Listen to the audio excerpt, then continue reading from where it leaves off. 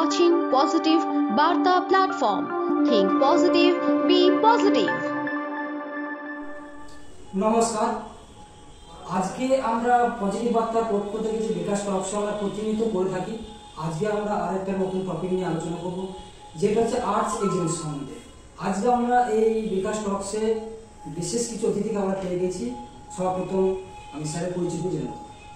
আমার নাম নির্মম বিশ্বাস, আমি আর্ট অ্যান্ড ক্রাফট স্কুলের শিক্ষক। দীর্ঘ 2012 সাল থেকে আমি করিমপুরের বুকে আর্ট শেখাচ্ছি স্টুডেন্টদেরকে, এবং পাশাপাশি আমি একটা কলেজে এবং স্কুলেও শিক্ষকতা করি। এদিকে আমাদের আর্ট এক্সিবিশন কিছুদিন আগেই অনুষ্ঠিত হলো, 7, 8, 9 জুন মাসে। এই আর্ট এক্সিবিশনে করিমপুরের প্রত্যন্ত এরিয়া এবং আমাদের ডাইরেক্টলি করিমপুরের বুকে লক্ষ্মীপাড়া, আনন্দপল্লী বা কৃষ্ণপুর এইসব এলাকার বিভিন্ন ছেলেমেয়েরা অংশগ্রহণ করে ছবি আঁকার এই এক্সিবিশন। এবং আমাদের এই এক্সিবিশনে প্রায় 500 থেকে 550টা ছবি এবং কারিগরি শিল্পের নিদর্শন রাখা হয়েছিল, 2 ঘর মিলে ডিসপ্লে করা হয়েছিল। এই এক্সিবিশনে আমাদের বিভিন্ন মানুষজন এরিয়ার এবং এরিয়ার বাইরের অনেকেই উপস্থিত ছিলেন। মেনলি প্রথম দিন আমাদের এক্সিবিশন উদ্বোধনের দিন উপস্থিত ছিলেন অনন্ত কুমার স্যার, আমাদের জামশেদপুর বিএন হাই স্কুলের প্রাক্তন প্রধান শিক্ষক, কল্যাণ কুমার স্যার, আমাদের শিকারপুর হাই স্কুলের প্রাক্তন শিক্ষক, এবং হিমাদ্রি কুমার মুখোপাধ্যায়, একজন লেখক প্লাস শিল্প চর্চা নিয়ে উনি সবসময়ের জন্য নিজের মধ্যেই থাকেন। এদের 3 জনের হাত দিয়ে আমাদের এক্সিবিশন উদ্বোধন হয়, এবং পরবর্তী ক্ষেত্রে দ্বিতীয় দিন আমাদের একটা কম্পিটিশন অনুষ্ঠিত হয় এই এক্সিবিশনের ক্যান্ডিডেটদেরকে নিয়েই। এবং এই এক্সিবিশন হল সর্বসাধারণের জন্য 3 দিন খোলা ছিল, 7 তারিখ, 8 তারিখ এবং 9 তারিখ। এরপরে তৃতীয় দিন আমাদের প্রাইজ সেরিমনি অনুষ্ঠান হয়। সেই প্রাইজ সেরিমনি অনুষ্ঠানে আমাদের বাইরে থেকে, দিল্লি থেকে একজন এমিনেন্ট আর্টিস্ট ভাস্কর সিংহ উনি উপস্থিত হয়েছিলেন। পাশাপাশি কলকাতার নৈহাটি থেকে সোমনাথ বিশ্বাস, যিনি এখন বহরম করে কর্মরত, তিনি উপস্থিত হয়েছিলেন আমাদের এই এক্সিবিশন হলে। এবং অমিত কুমার দাস জগদ্দল থেকে, এবং আমাদের উজ্জ্বল কুমার মুখার্জি উনি সোদপুর থেকে। এতজন আর্টিস্টরা এসে আমাদের এক্সিবিশন হলকে আরও সমৃদ্ধ করেছে, বাচ্চাদেরকে বিভিন্ন রকমের মেসেজ দিয়েছে ছবি আঁকা সম্পর্কে, ভবিষ্যৎ কী, তার উপর নির্ভর করে কী কী করা যায় না করা যায়। এবং ওনারা ডাইরেক্টলি লাইভ প্রেজেন্টেশন করেছেন ছবি আঁকার, যেটা ক্যানভাসের উপরে বিভিন্ন রকমের অত্যাধুনিক প্রসেস বা শিল্পের যে একটা নিজস্বতা, সেটা ওনারা দেখিয়েছেন যে কী করে নিজের পেন্টিং, নিজের ভাবধারাতে, নিজের রং তুলির ছোঁয়াতে কীভাবে তৈরি করা যায়। তো সবাই সব মিলিয়ে সমৃদ্ধ হয়েছি, আমরা নিজেরাও। কারণ আমি নিজে আর্ট কলেজ পড়াশোনা করার পরে এইরকম টাইপের প্ল্যানিং ছোট থেকে ছিল যে করিমপুর এরিয়াতে কীভাবে আরও অন্য রকমের প্রোগ্রাম কিছু প্রেজেন্ট করা যায়, যাতে এরিয়ার মানুষজনের ভিতরে কালচার বিষয়টা আরও গভীরভাবে হৃদয়ের মধ্যে ঢুকে যায়, যে না, আমাদেরকে কালচার ছাড়া আমরা কখনোই কিন্তু এগোতে পারি না। সেরকমই একটা প্রেজেন্টেশন আমাদের আর্ট অ্যান্ড ক্রাফটের দিক থেকে এবার রাখা হয়েছিল। তো সব মিলিয়ে আমরা পাশাপাশি 2 জন আমার যে সিনিয়র স্টুডেন্ট আছে, শান্তনু পণ্ডিত এবং পলাশকান্তি বিশ্বাস, এরা আর্ট অ্যান্ড ক্রাফটেরই সিনিয়র স্টুডেন্ট। এখন ওরা নিজেরা এখন আলাদাভাবে ইনস্টিটিউট করেছে, এবং তেহট্টে ওরা নিজস্ব ইনস্টিটিউট চালায়, সেখানে ওদের স্টুডেন্ট আছে অনেকগুলো, এবং তারাও অংশগ্রহণ করেছিল আমাদের এই আর্ট এক্সিবিশনে। একটা কোশ্চেন জিজ্ঞাসা চাইবো যে এই ভবিষ্যৎ প্রজন্মের ছাত্রছাত্রীদের কীভাবে আমরা এই আর্টস পরিশ্রমীতে অংশগ্রহণ করতে আগ্রহী করতে পারবো, সে সম্বন্ধে কিছু যদি বলেন, সেটা অনুপ্রাণিত হবে ভবিষ্যৎ প্রজন্মের ছাত্রছাত্রীরা। ভবিষ্যৎ প্রজন্মের কাছে এটাই মেসেজ যে সাধারণ লাইনে চলাফেরা করে তো আমরা বিভিন্ন রকম দিকে যেতে পারি, কিন্তু সেখানে কম্পিটিশনটা বেশি। কিন্তু যখনই জেনারেল লাইনের বাইরে বেরিয়ে আমরা এই সমস্ত এক্সট্রাঅর্ডিনারি বিভিন্ন লাইন, যেমন মিউজিক, আর্ট বা অন্যান্য গান বা অভিনয়, সেসব লাইনে গিয়েও যে মানুষ স্ট্যান্ড করতে পারে, সেই বার্তাই আমরা ছড়িয়ে দিতে চাই। কারণ আমরা একটা ফিল্ড থেকে রিসার্চ করে এসেছি আর্ট নিয়ে। আমি তো রবীন্দ্র ভারতীর আন্ডারে ইন্টারনেট কোর্স নিয়ে পড়াশোনা করেছি।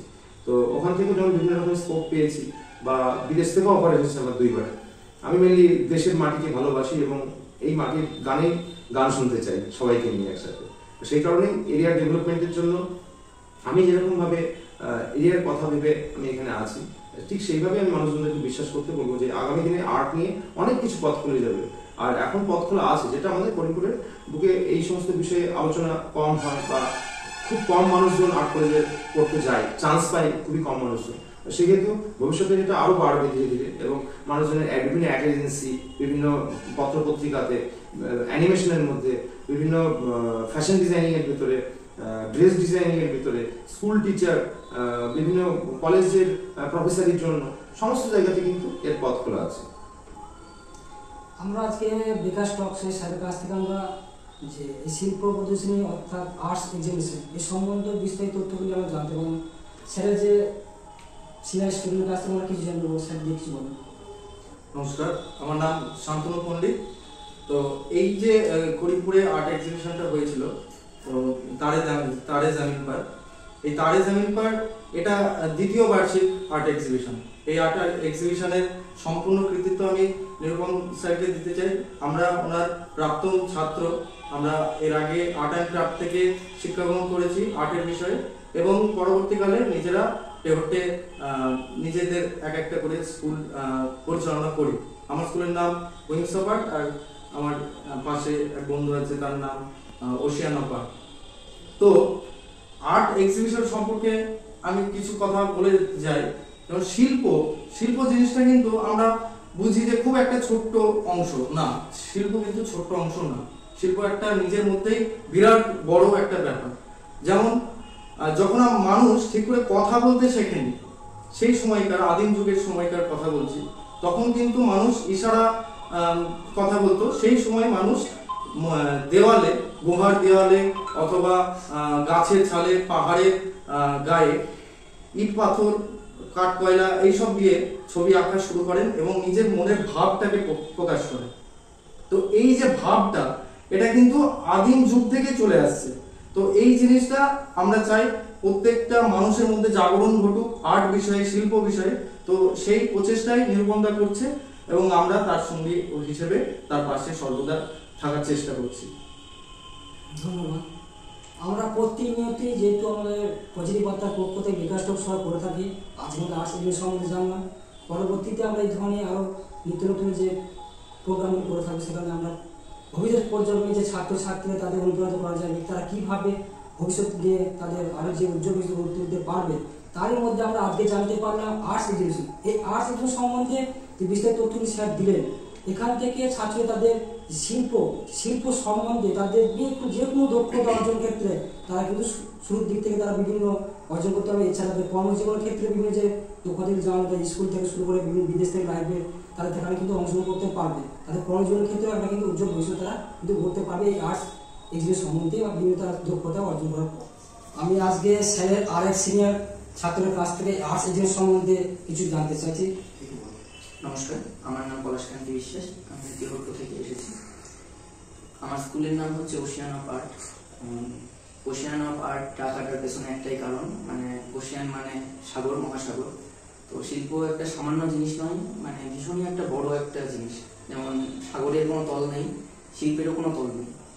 প্রতিদিন নতুন নতুন কিছু আমরা শিখছি, জানছি, সবই শিল্পের সাথে যুক্ত।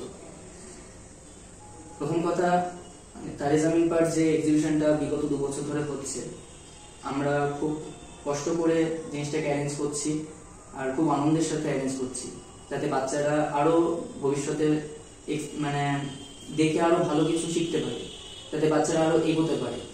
তো নিরূপম স্যারের সান্নিধ্যে আমরা অনেক কিছু দেখেছি, শিখেছি।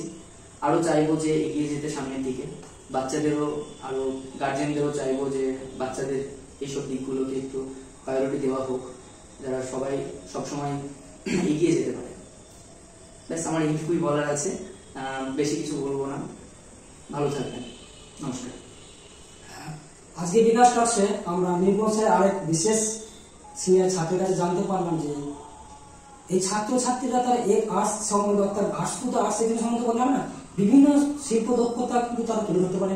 তাদের যে প্রজন্মের ক্ষেত্রে তারা কিভাবে তাদের এই যে অঙ্কন, আমরা প্রথমেই আমরা দেখেছি যে ছাত্রছাত্রীরা কিন্তু যে অঙ্কন প্রতিযোগিতা অর্থাৎ ছবি আঁকা থেকে দিক থেকে শুরু করে, আর প্রথমে কিন্তু শুরুর দিক থেকে কিন্তু ছবি আঁকতে কিন্তু শিখতে ভালোবাসে। কারণ আমরা দেখেছি প্রত্যেক ছাত্রীরা বলুন বা বাচ্চা মিনিমাম একটা যে বয়স থাকে, মানে ছোট শিশুদের, তারা কিন্তু ছবি আঁকার দিকে প্রথম তাদের কিন্তু অঙ্কনের দিক থেকে কিন্তু ফার্স্ট তাদের কিন্তু অভিজ্ঞতা শুরু হয়। তারপর পরবর্তী তারা বিভিন্ন টেকনোলজি থেকে শুরু করে, বিভিন্ন মেডিকেল থেকে শুরু করে, তাদের কিন্তু আরো যে এজেন্সি সেগুলো কিন্তু তারা পরবর্তীতে যেতে পারে। এইভাবে কিন্তু একে এক পর কিন্তু তারা এজেন্সি অংশগ্রহণ করতে পারে। ফার্স্ট কিন্তু তাদের কিন্তু ছোট্টবেলা থেকে শুরু করে বিভিন্ন একটা ফলের ছবি থেকে শুরু করে তারা কিন্তু পরবর্তী বড় একটা আর্টস এজেন্সি শুরু করে তারা করতে পারে, তাদের ভবিষ্যৎ দিকে তারা উজ্জ্বল করতে পারবে। এই আশাবাদী রেখে আমরা স্যারদেরকে অসংখ্য ধন্যবাদ জানাই আজকে আমাদের বিকাশ টক্স হইতে। ধন্যবাদ।